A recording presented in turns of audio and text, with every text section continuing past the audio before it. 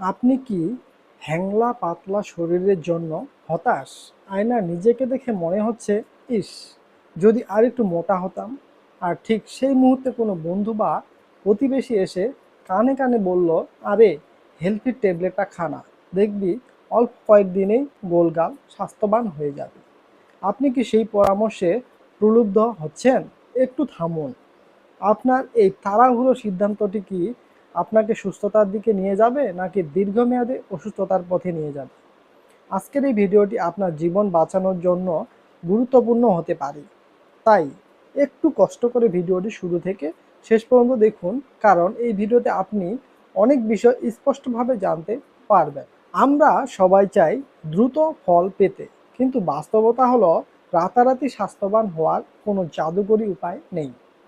হেলথিট বা এই ধরনের নাম সর্বস্ব মেডিসিনগুলো সাধারণত বড় কোনো নামি দামি ফার্মাসিউটিক্যালস কোম্পানি তৈরি করে না। কেন? কারণ তারা জানে এগুলোতে যেসব উপাদান থাকে তা স্বাস্থ্যের জন্য মোটেও নিরাপদ নয়।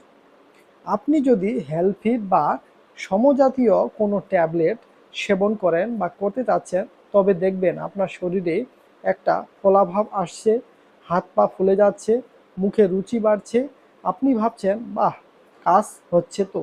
কিন্তু আপনি কি জানেন এটি কিসের লক্ষণ? এগুলো আসলে স্টেরয়েড জাতীয় উপাদানের কারসাজি।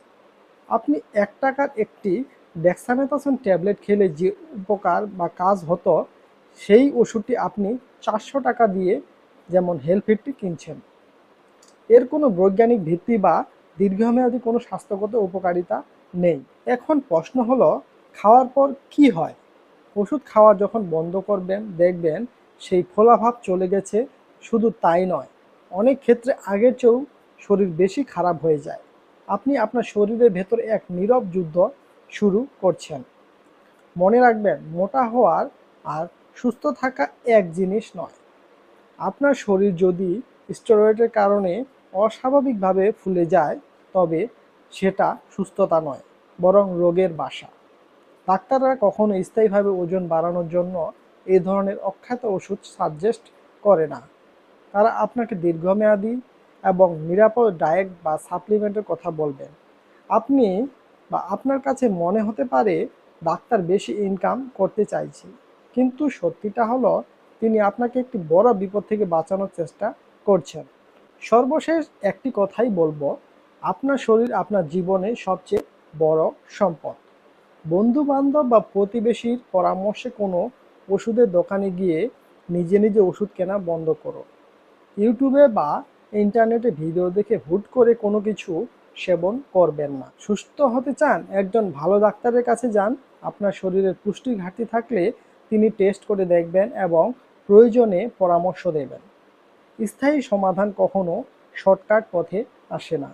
আজই সাবধান হন, এই ধরনের ক্ষতিকর ওষুধ বর্জন করুন এবং সুস্থ জীবনকে ভালোবাসুন। ভালো থাকবেন, সুস্থ থাকবেন।